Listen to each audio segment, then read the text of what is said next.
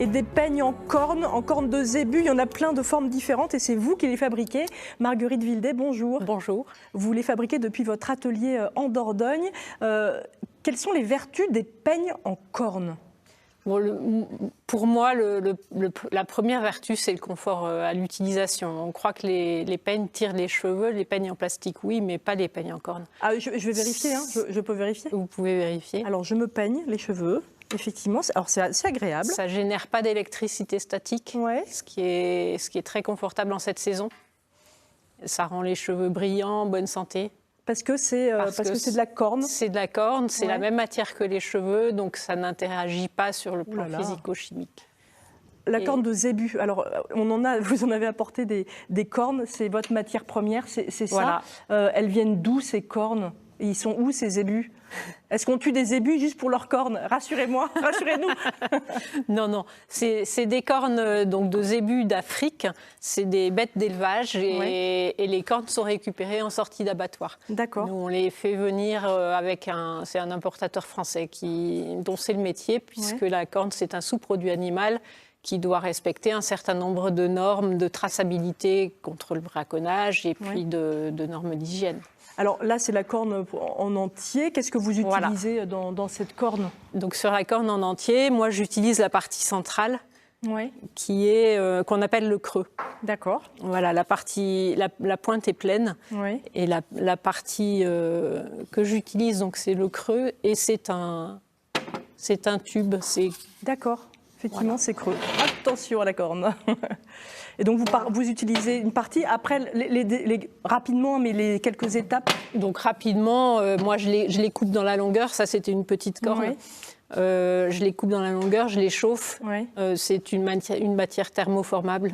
Et donc, ça me permet, avec une presse, de les aplatir pour obtenir ça. Et ensuite, et là-dedans, vous découpez. De découper. Et puis, donc, il y a ça. C'est la peine que vous découpez dedans. Voilà. Et ensuite, avec un travail de meule, donc ça, c'est juste la partie, la première meule qui permet de donner le galbe, etc. Et ensuite, des meules de plus en plus fines pour travailler l'état de surface jusqu'à la meule de chiffon qui permet d'obtenir le brillant. Voilà, c'est ça. Ils sont très beaux, vos peignes, donc effectivement efficaces. Pourquoi est-ce que vous n'êtes plus qu'une seule femme, enfin femme ou homme, vous êtes la seule artisan en France à faire ça ? Oui, le peigne en corne, c'est depuis le XVIIIe siècle à peu près, c'était le peigne que tout le monde avait. Et puis le plastique est arrivé et a supplanté le peigne en corne.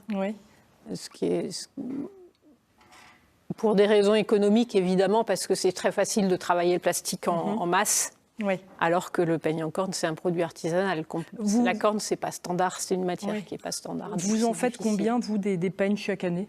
J'en fais à peu près 2500 par an. 2500 par an. C'est un marché de niche. C'est ça. Qu'est-ce qui vous achète ces peignes ? Des hommes, des femmes d'ailleurs ? Tout le monde, tout un chacun. Nos clients, c'est vous. Ok. Des jeunes, des moins jeunes ? Tous les âges. Tous les âges, oui. Il y a évidemment des personnes plus âgées qui ont connu ça dans leur jeunesse et qui parfois en cherchaient depuis des années et n'en trouvaient pas. Il y a des jeunes qui sont soucieux de leur santé et puis soucieux de l'environnement parce que c'est un matériau écologique. Oui, complètement recycle. C'est ça. Et puis, il y a aussi des personnes qui sont particulièrement sensibles au toucher. Des personnes en rémission de maladie aussi. Qui apprécient beaucoup le contact avec la corne. Puis on a oublié en fait comment aussi s'occuper de nos cheveux, parce que quand on les brosse, quand on les peigne régulièrement, tous les jours, avec des matériaux de qualité, parce que c'est comme de la kératine en fait, la corne, c'est quoi les bienfaits vraiment pour le cuir chevelu, pour les cheveux ?